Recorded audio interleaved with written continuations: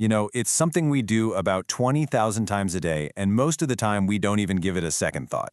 But have you ever stopped to wonder what's actually happening inside our bodies every time we take a breath? Well, today we're going to dive deep into the fascinating science of breathing. So let's start with a little test. How long can you hold your breath? Seriously, go on, try it right now if you want. It seems like such a simple question, right? But the answer unlocks this whole world of biology, physics, and, believe it or not, even a little bit of ancient history. Okay, so that's my personal best, 30 seconds. And I've got to be honest, it feels like an eternity when I'm doing it, but I know I can do better. So today, we're on a mission to figure out how we can improve this. All right, so let's frame this whole thing as a personal challenge. Can I use the science of breathing to, say, double my time? Let's find out. Okay, so to crack this challenge, we're going to tackle three big questions. First, the absolute basics. Why do we even need to breathe in the first place? Second, the mechanics. How does this whole automatic process actually work? And finally, we'll look at the masters. How on earth do freedivers push the limits of what seems humanly possible? So, first things first. If we want to hold our breath longer, we have to understand what it is our body is so desperately craving when we stop breathing. Just think about the last time you went for a run or climbed a bunch of stairs. You get out of breath, right? Your body is literally screaming for more air. That physical stress makes the need to breathe incredibly obvious. And the reason for that screaming is one thing: oxygen.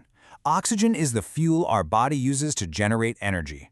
Every single organ, from your brain to your heart to your muscles, needs a constant supply of it just to function. It's what keeps us alive. And this whole process, it's like a perfectly choreographed delivery service. When we breathe in, millions of tiny little air sacs in our lungs grab onto the oxygen. From there, our red blood cells act like a massive fleet of delivery trucks, rushing that oxygen out to every single cell in our body. It's just this amazing, non-stop operation. So, that's the why. Now for our second big question. How does the body's machinery actually pull this off, all without us ever having to think about it? Well, first off, our lungs are so vital that they're housed inside this biological suit of armor, our rib cage. It's this flexible but super strong cage that protects them from, the outside world. Now here's something that might surprise you. Your lungs don't actually do any of the work themselves. Think of them like passive balloons. The real workhorse is this huge muscle that sits right underneath them called the diaphragm.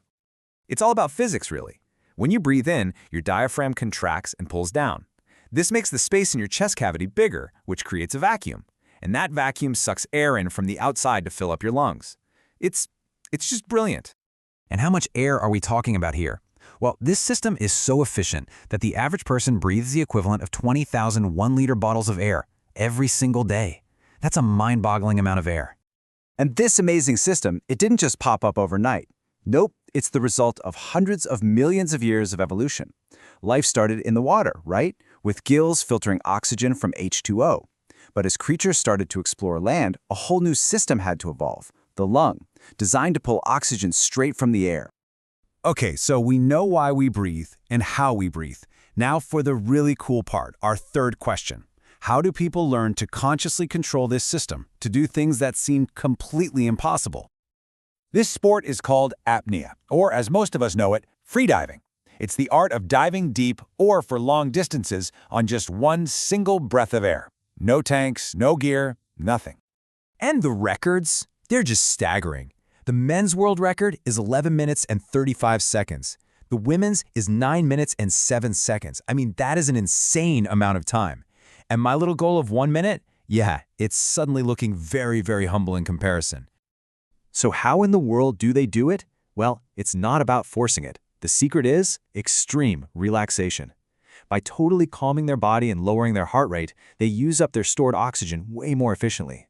And I have to stress this, it's the most important rule. They never, ever do this alone. See, before a dive, they use this special technique to get the maximum amount of air into their lungs. First, they breathe deep into their belly, really pushing that diaphragm down. You can actually try it right now. Put a hand on your stomach and feel it expand as you breathe in. And only after that's totally full do they top it off by expanding their chest. Learning these techniques really makes you appreciate every single breath you take. And it just highlights how important the quality of the air around us is. We're pulling it deep into our bodies thousands of times a day, so its quality is, well, it's everything. Unfortunately, nasty pollutants from things like car exhaust and factory emissions can get into our lungs, and they can cause real problems like inflammation and damage. It's just a stark reminder that clean air, it's not a luxury, it's an absolute necessity for breathing healthy. So, after all that, did I beat my record?